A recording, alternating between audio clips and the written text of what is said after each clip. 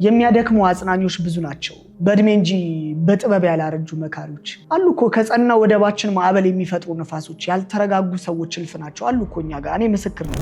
ሻማ አብርተው ትልቁን ብርሃኔን የሰረቁኝ ሰዎች አሉ። በጣም ብዙ ሰዎች እግዚአብሔርን የምንፈልገውን ነገር ሁሉ ዛሬ ካላደረገ ብለው የሚፈጥሩት ግብግብ እግዚአብሔርን ጊዜ በትዕግስት መጠበቅ ያለመቻል ነው። እግዚአብሔርን በራሳቸው ሰዓትና ቅል ሊመሩት የሚፈልጉ ሰዎች አለን፣ እኔም ጭምር። አንዳንድ ሰው ሃይማኖቱን እስከ መካድ ጣዖት ቤት እስከ መሄዱ ላይ ደርሰው። በምንም አይነት ሁኔታ ውስጥ ብትሆኑ በጸሎት መልሳችሁን ትቀበላላችሁና አትታክቱ፣ አታቋርጡ፣ አትሰልቹ። መልሳችሁ ፈጥኖ ይመጣል። የምሬ ነው። በጌታ ፊት በመቆየት ማንም ሰው ተሸንፎ ያውቅም። እግዚአብሔርን አልጠብቀውም ከሰሞኑ የገጠመኝ ነገር ነውና የሆነ የመምህር ኢዮብ ስብከት አለ ጠብቃለሁ የሚል እና አንዲት ጓደኛዬ ለጥፋ አየሁላችሁና በጣም ነበር ደስ ያለኝ። ለምንድነው በሆኑ ወቅቶች ላይ በጣም ተስፋ ቆርጣ እግዚአብሔር ጊዜ ያለው ስላት መቼ ነው የሱ ጊዜ እያለች ትከራከረኝ የነበረች ልጅ እንግዲህ እጠብቅሃለሁ ምንም ብሆን አላማህም እያለች ያንን ስብከት ስታጋራ በጣም ተደሰትኩኝና እውነት እየጠበቅሽ ነው ጀግና እህት አለም ብዬ ብቻ በጣም በጥሩ መንፈስ ነው የላኩላት። እኔ ምንም ለመመርመርም አይደለምና የመለሰችልኝ መልስ አስደነገጠኝ። ወንድም አለም አልጠብቀውም ነው የሚለውና አልጠብቀውም ሚዲያ ላይ ነው እንጂ ውስጤ ተስፋ ቆርጧል አለች። እንደ ትሬንድ ተከተልኩት እንጂ ልቤ ከስሟል። ጠብቄ በመጨረሻዋ ሰዓት ተስፋ እየቆረጥኩ በመጠበቄ ምን አተረፍኩኝ? ስድብ ነው? ትችት ነው? ምን አገኘው አለችኝና እርሱን ጠብቀው እነማን ምን አገኙ? ሚዲያ ላይ እንደ ትሬንድ ጠብቃለሁ አላማህን ምናምን ስለተባለ እንደ ትሬንድ ልውሰድና ጠብቃለሁ ልበል እንጂ እኮ እየጠበቅኩት አይደለም አለች። እና በጣም ገረመኝ። ራሴን መጠየቅ ጀመርኩኝ። እውነት ዳዊት ጌታን እየጠበቅከው ነው አልኩኝ። ራሴን መጠየቅ ጀመርኩኝ። ብዙዎቻችን እንደዚህ እንደ ትሬንድ የምንከተላቸው ነገሮች አሉ። እንደ ትሬንድ በቃ የምንከተላቸው ነገሮች አሉና ራሴን መጠየቅ ጀመርኩ ማለት ነው። እውነት እግዚአብሔርን ትጠብቀዋለህ? እውነት እህቴ ሆይ ጌታን እየጠበቅሽ ነው? እንዴት እንጠብቀው? ለደከመች ለታከተች ነፍስ አጋሩልኝ። ዛሬ በዚህ ዙሪያ ላይ እግዚአብሔርን ስለመጠበቅ እንወያያለን ማለት ነው። ሰላም ይኑረን፣ ተስፋን አንጣ። ውድ የቻናሌ ቤተሰቦች በያላችሁበት ሰላም እግዚአብሔር ከሁላችሁ ጋር ይሁን። እንደ እግዚአብሔር መልካም ፍቃድ አንድ አጠር ያለች ሐሳብ ለትንሽ ደቂቃ እንወያያለን። እግዚአብሔርን መጠበቅ አያከስርም።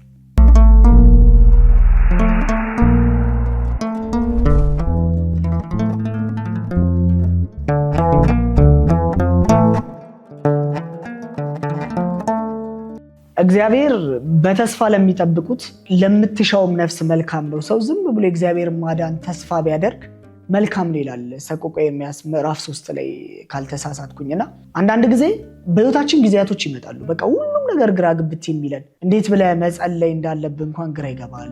ገብቷል? የምንይዘው የምንጨብጠው ይጠፋናል። ደግሞ ሌላ ጊዜያት አሉ እግዚአብሔርን ብንጠይቅ ብንለምን ዝም ያለ የሚመስልበት እና በሁለቱም ጊዜያት ግን አንድ ነገር እርግጠኞች መሆን እንችላለን። እግዚአብሔር መልካም ነው።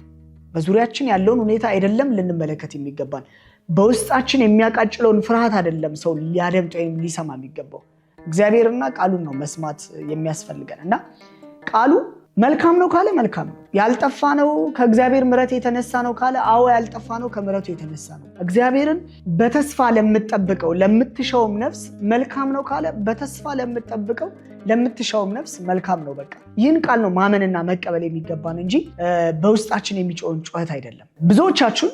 በጣም ብዙዎቻችን እግዚአብሔር ስለመለሰልን ብዙ ጸሎቶች ምስክርነት ልንሰጥ እንችላለን።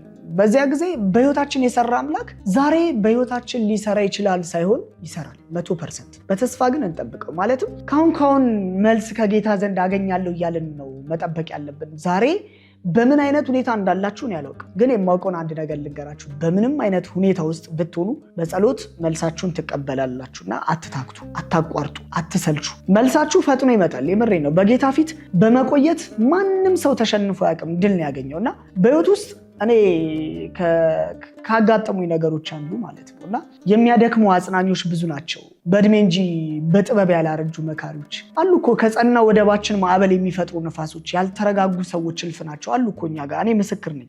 ማለትም የገለቷቸውን ግዘፍ ነስተው አይቻለሁ። ሻማ አብርተው ትልቁን ብርሃኔን የሰረቁኝ ሰዎች አሉ።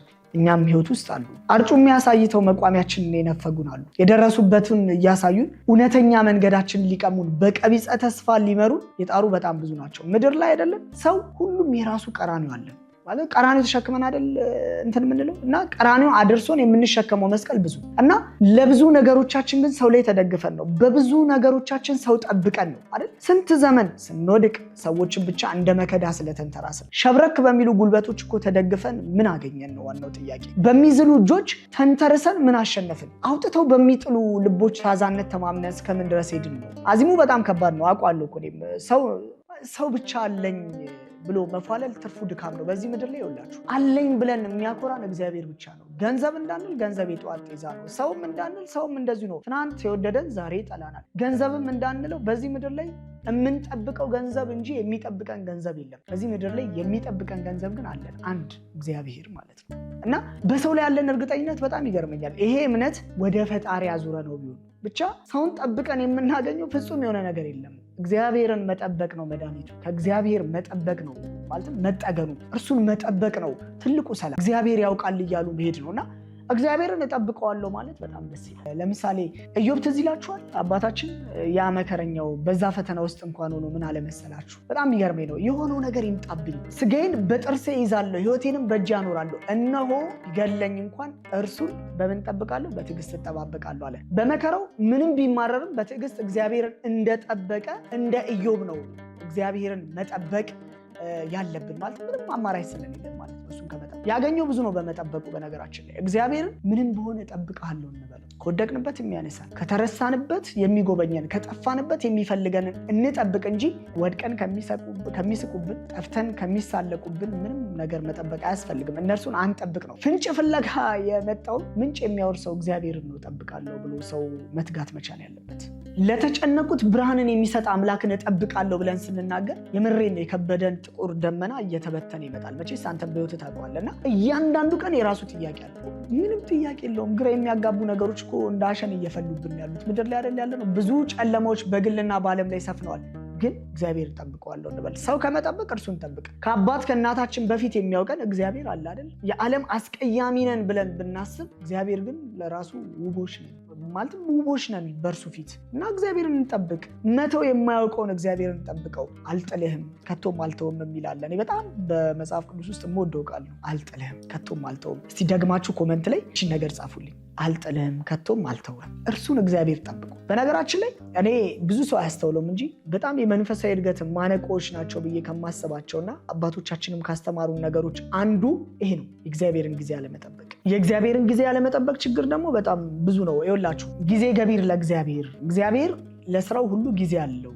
ማለትም ዓለማትን በማይክሮ ሰከንድ መፍጠር ሲችል በ6 ቀናት ከፋፍሎ እያንዳንዱ ስነ ፍጥረታት በፕሮግራም መፍጠሩ እግዚአብሔር ለስራው ሁሉ የራሱ የሆነ ጊዜ እንዳለው ነው የሚያመላክተው። ኋላም የፍጻሜው ዘመን ሲደርስ አንድያ ልጁን ወደዚህ ዓለም ሲገልጽ ጊዜውን ጠብቆ ነው። ነገር ግን ጳውሎስ እንዳለን ማለት ነው። ነገር ግን የዘመኑ ፍጻሜ በደረሰ ጊዜ እግዚአብሔር ከሴት የተወለደው ይላል አይደል? ከሕግም በታች የተወለደው ልጁን ላክ ይለናል ገላትያ ምዕራፍ 4 ከቁጥር 4 ላይ። በቃና ዘገሊላ እመቤታችን ቅድስት ድንግል ማርያምን አንዳንድ እህት ወንድሞቻችን የሚሳሳቱበት ጊዜ ገና አልደረሰም የምትለው ቃል ማለት ነው እና ዮሐንስ ምዕራፍ 2 ላይ ያለው ማለት ነው። እግዚአብሔር ለስራው ጊዜ እንዳለው ነው የሚያሳየው። ታዲያ በጣም ብዙ ሰዎች እግዚአብሔርን የምንፈልገውን ነገር ሁሉ ዛሬ ካላደረገ ብለው የሚፈጥሩት ግብግብ የእግዚአብሔርን ጊዜ በትዕግስት መጠበቅ ያለመቻል ነው። እግዚአብሔርን በራሳቸው ሰዓትና ቀን ሊመሩት የሚፈልጉ ሰዎች አለን፣ እኔም ጭምር ማለት ነው። እኔ ያልኩት አሁኑኑ ካልሆነ እናማርራለን። አንዳንድ ሰው ሃይማኖቱን እስከ መካድ ጣዖት ቤት እስከ መሄዱ ላይ ይደርሳል። እግዚአብሔር ጊዜው ደርሶ ጸጋውን ይዞላቸው ሲመጣ ግን እነርሱ ግን ያሉት ሌላ ቦታ ነው። ማለትም ብዙዎቻችን እኮ እግዚአብሔር መልስ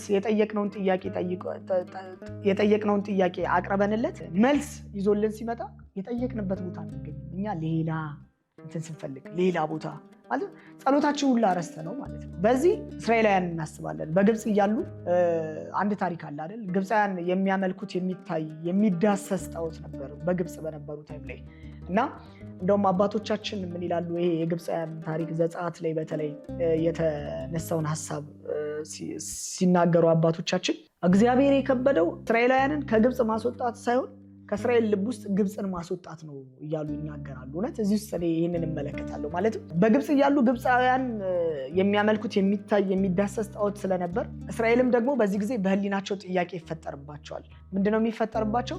የኛ አምላክ እግዚአብሔር ረቂቅ ቢሆንም በሚታይ ቅዱስ ነገር ላይ ክብሩን ቢገልጽ ምን አለ ማለት ይጀምራሉ። እና የእርሱ ፈቃድ ሆነና ታዲያ ሙሴን እንደምታውቁት በመጽሐፍ ቅዱስ ላይ ሲና ላይ ነው የጠራው። ታቦተ ሕጉን በሙሴ በኩል ሊሰጣቸው 40 ሌሊትና 40 መዓልት ሙሴና እግዚአብሔር በተራራው ላይ ሲነጋገሩ እስራኤላውያንን በትዕግስት ግን መጠበቅ አልቻሉም ነበር። ሙሴ ቆየብን አሉና በወርቅ ምስል ጥጃ አሰርተው ለጣዖት ወድቀው ተገኙ። ወዲያው ቀኑ ደርሶ ሙሴ ይመጣል። ጽላቱን ይዞ ሲመጣ ተሰናክሎ ያገኛቸዋል። ይህ በዘጸአት ምዕራፍ 32 ያለ ታሪክ ነውና የዛሬውን ክርስቲያን በመንፈሳዊ ጸጋ አድገን እንዳንታይ ማነቅ የሆነብን እግዚአብሔርን ጊዜ በትዕግስት መጠበቅ አለመቻላችን። ከለመንን በኋላ እንኳን በትዕግስት አንጠብቅም፣ መንገዳችንን እንቀይራለን። ልክ እንደ እስራኤላውያን ማለት ነው። እግዚአብሔር ስጦታውን ሊቸረን ሲል እኛ አጸያፊ ነገር ውስጥ ወድቀናል። በጣም የሚገርመኝ ስለ ጊዜ እንደውም እግዚአብሔርን መጠበቅ ምን ያህል ዋጋ እንዳለው የምታውቁት፣ ህፃናት እንኳን ሲወለዱ ጊዜ አላቸው። ቀናቸውን ጠብቀው ነው። ያለ ጊዜ የተወለደ ልጅ እኮ ምንድነው ስም አለው አይደል? ምንድነው የምንለው? ጭንጋፍ ነው አይደል? ምንለው ጭንጋፍ ይባላል። እና በጣም አጫጭሮች ስለሆኑ ማለት ነው። ከዚህም ባሻገር ደግሞ ያለ ጊዜው የሚያድግም ልጅ ደግሞ እንደዚህ ነው። አንዳንድ ህፃናት ምንድነው ጃንቲዝም ሆርሞን በሰውነታቸው ውስጥ ሲበዛ፣ ያው ታርሙኛላችሁ የምትመለከቱ ጤና ባለሙያዎች ማለት ነው። እና እድገታቸው በጣም ከሚጠበቀው በላይ ይፈጥናል ይባላል። እና በዚህ ጊዜ ይገረጅፋሉ፣ ቶሎ እርጅና ይጋለጣሉ ይባላል። ያለ ጊዜ የሆነ ሁሉ ውበት ያጣሉ። እግዚአብሔር ይህንን ጠንቅቀን እንድናውቅለት ይፈልጋል። ለዚህ ነው እኮ መፍቀሬ ጥበብ ሰለሞን ምን አለ? ለሁሉ ዘመን አለው፣ ከሰማይ በታች ለሆኑ ሁሉ ጊዜ አለው አለ አይደል? መክብብ 3 ላይ እግዚአብሔርን እስከ መቼ እንጠብቀው? ዋናው የብዙዎቻችን ጥያቄ ይሄ ነው። እስከ መቼ እንጠብቀው?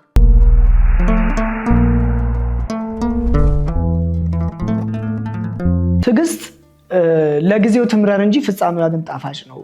የጥቂት ጊዜ ስሜትን አለመቆጣጠር ወይንም ደግሞ ይሄ ምንድነው ትዕግስትን ማጣት ለከፋ መዘዝ ነው የሚዳርገን። ታውቃለህ፣ ስለ ጊዜው መጠበቅ እኮ ያሰለች ይሆናል፣ ግን የፍሬውን ጣፋጭነት ስታስብ፣ ከእግዚአብሔር የሚሰጠንን የማያልቅ በረከት ስታስበው የኛ መጠበቅ ግምት ውስጥ የማይገባ። ለምሳሌ ብዙዎች ጥሩ ትዳር እንዲሰጣቸው ይጸልያሉ። ጸሎታቸው እነርሱ በጠበቁት ጊዜ መልስ ይዞ አልመጣ ይሆናል እኮ፣ ግን በዚህ ጊዜ እስከ መቼ ይጠብቃሉ ይላሉ። እኔ እግዚአብሔርን ጊዜ ስጠብቅ ቆሜ ልቀር ነው።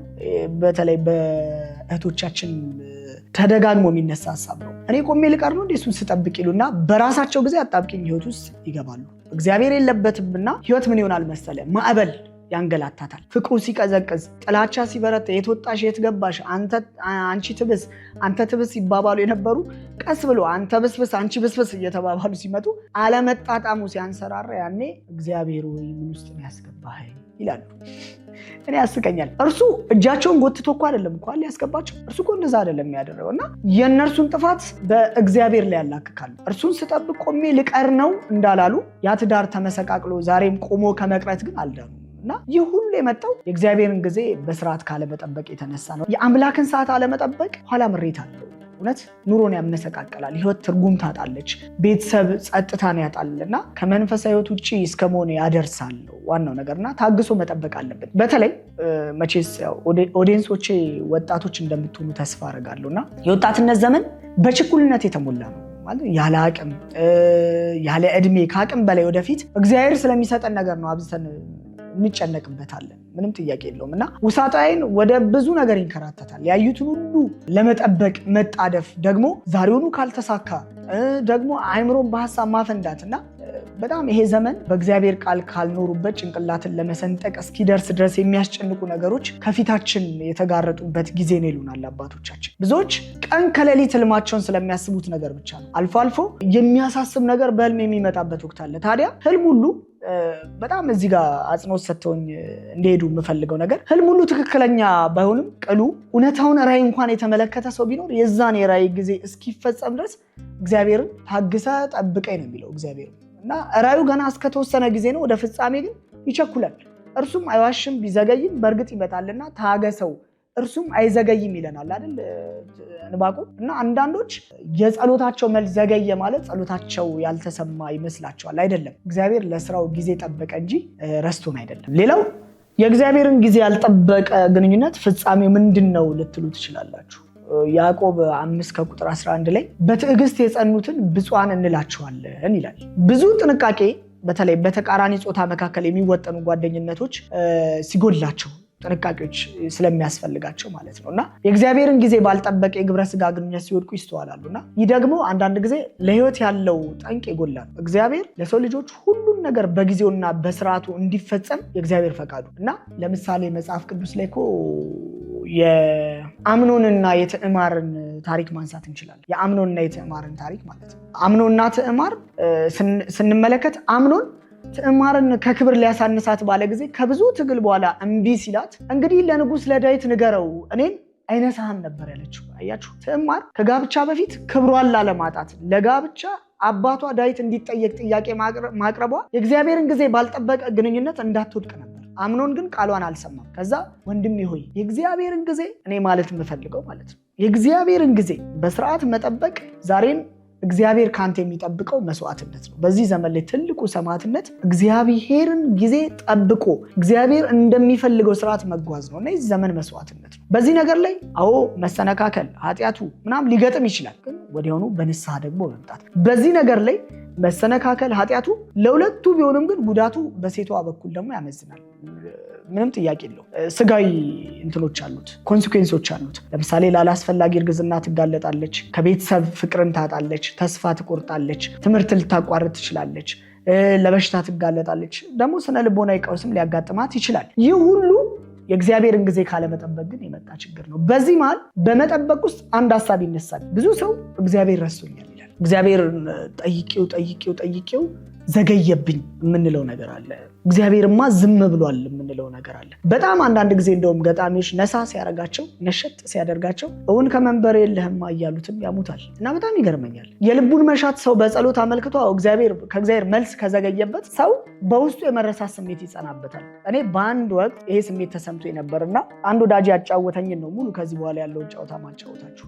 ይሄ የኛ ሐሳብ ነው፣ የመረሳት ስሜት። እግዚአብሔር ልጆቹን የሚረሳበት አንጀት የለውም። በቃ ማለት መጽሐፍ ላይ ምን ይላል መሰላችሁ? ጽዮን ግን እግዚአብሔር ትቶኛል ጌታም ረስቶኛል አለች። በውኑ ሴት ከማህፀኗ ለተወለደው ልጅ እስከማትራራ ድረስ ሕፃኗን ትረሳ ዘንድ ትችላለችን? አዎን እርሷ ትረሳ ይሆናል፣ እኔ ግን አልረሳሽም።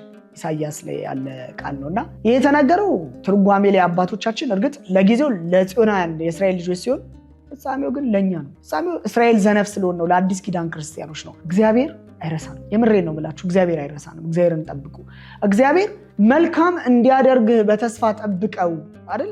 ሰው ኤርምያስ ላይ እግዚአብሔርን በተስፋ ለሚጠብቁ ለምትሻውም ነፍስ መልካም ነው አይደል የሚለው? ቅድም በመግቢያ ላይ እንዳነሳሁት እግዚአብሔርን ለጠበቀ ሰው ቢወድቅ ያነሰዋል፣ ኃይል ቢያጣ እግዚአብሔር ኃይል ይሆናል፣ እንደ ንስር ነው የሚታደስለት። ለዛ ነው እኮ ኢሳይያስ ምዕራፍ 40 ላይ እግዚአብሔርን በመተማመን የሚጠብቁ ግን ኃይላቸውን ያድሳሉ፣ እንደ ንስር በክንፍ ይወጣሉ፣ ይሮጣሉ፣ አይታክቱም፣ ይሄዳሉ፣ አይደክሙም ተብሏል። እና ብቻዬን ነኝ የሚለውን ሐሳብን ከህሊና ጓዳ ውስጥ ዛሬ አውጣው። የምሬን ነው። ብቻዬን ነው የሚለውን ሐሳብሽን ከህሊናሽ ጓዳ ውስጥ ዛሬ አውጪው። መድኃኒታችን ኢየሱስ ክርስቶስ ከዚህ ተናግሬዋለሁ።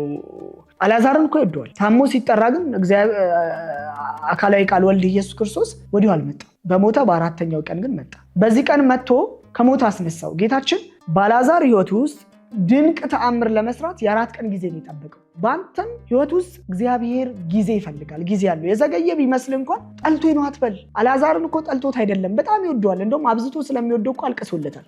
ሊሞት ሲል ያልመጣው ስለጠላው አይደለም። እግዚአብሔር ምን ስላለው ነው? የራሱ ሰዓት ስላለው ነው። የራሱ ሰዓት ያለውን እግዚአብሔርን ጠብቀው። ነብዩ ዳዊትን ተመልከቱት።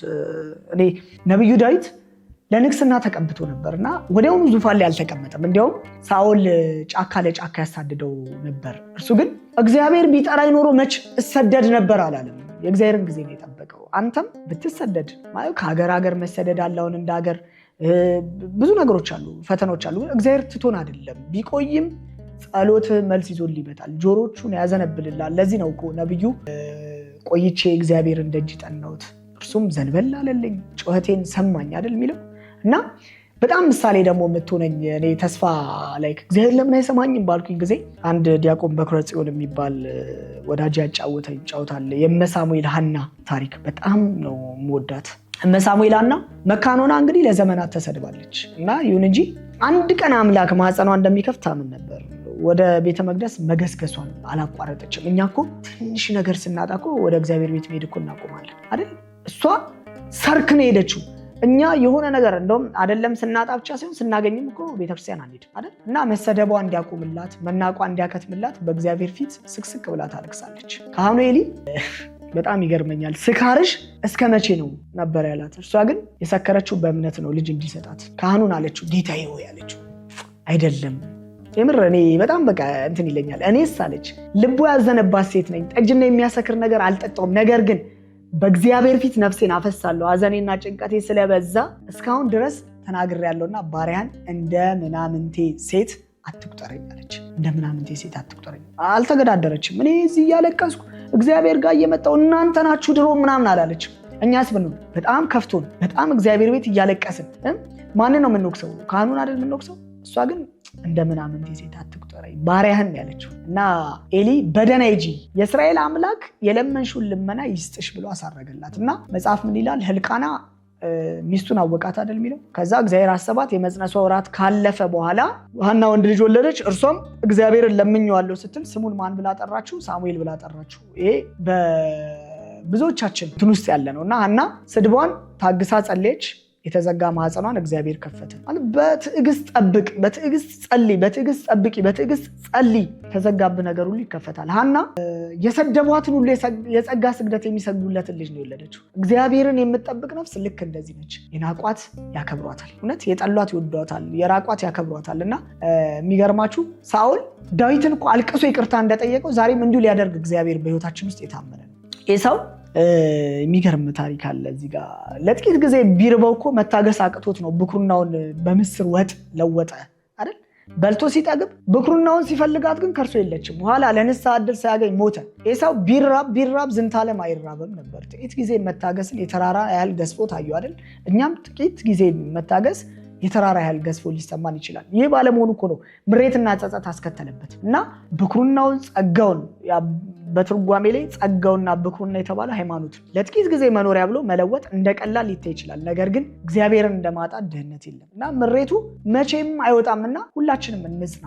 በጣም ብዙ ታሪኮች አሉ ከዚህ ጋር የሚነሱ። ንጉሥ ሳኦልን ማንሳት እንችላለን። ንጉሥ ሳኦል እንደውም ወደ ጦርነት ሲጓዝ ነቢዩ ሳሙኤል መስዋዕት ያሳርግለት ነበር። ሳኦል ሳሙኤልን መጠበቅ ግድ ነበረበት። ግን ቸኩሎ መጽሐፍ ላይ እንደምታነቡት ራሱ መስዋዕት ሰዋ። ወዲያው ሳሙኤል መጣ። ከዛ ሳሙኤል ሳኦልን አንተ ያደረግከው ምንድን ነው ይለዋል። ሳኦል ህዝቡ ከኔ ተለይተው እንደተበታተኑ አንተም በቀጠሮ እንዳልመጣ ፍልስጤማውያንም ወደ ምንድነው ማክማስ እንደተሰባሰቡ አየሁ። ስለዚህ ፍልስጤማውያን አሁን ወደ ጌልጌላ ይወርዱብኛል፣ እኔም የእግዚአብሔርን ሞገስ አልለመንኩም አልኩኝ። ስለዚህ ሳልታገስ የሚቃጠልን መስዋዕት አሳርኳል። ሳሙኤልም ሳኦልን ምንድን ነው ያለው መሰላችሁ? አላበጀም ነበር ያለው። ኋላ እግዚአብሔር እንደ ልብ የሆነ ሰው ዳዊትን መረጠ፣ ሳኦልን ግን ናቀው ይላል መጽሐፍ። እና እግዚአብሔርን መጠበቅ እንዳንናቅ ነው።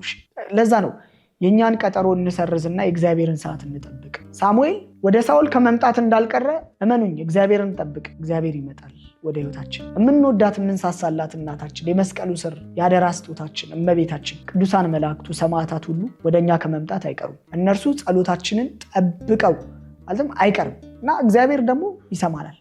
እንዳትጠራጠሩና ጸልዩ ለማለት ነው። እና እግዚአብሔርን አልጠብቅም ሳይሆን እጠብቅሃለሁ የሚለው ላይ በደንብ ፎከስ እናድርግ። እኔ ሁሉ ያስወራኝ እንዳልኳችሁ የዛች የጓደኛዬ ጉዳይ ነው። እንደ ትሬንድ አድርጋችሁ እግዚአብሔርን እጠብቅሃለሁ እያላችሁ ሶሻል ሚዲያ ላይ ብቻ እየለጠፍን እግዚአብሔርን ይሄ ተስፋ የቆረጠ ሰው ህይወት እንዳይኖርን እንጠንቀቅ ለማለት ነው። ስለሰማችሁን እናመሰግናለን ነው የሚባለው። እግዚአብሔር ይስጥልን ነው ብለው ሌላ ምንም አለም። በቀጣይ መርሃ ግብር ደግሞ ከዚሁ በበለጠ በቆንጆ ሀሳቦች እንመጣለን እንደ እግዚአብሔር ፍቃድ። ሰላም እግዚአብሔር በድጋሚ ከሁላችንም ጋር ይሁን።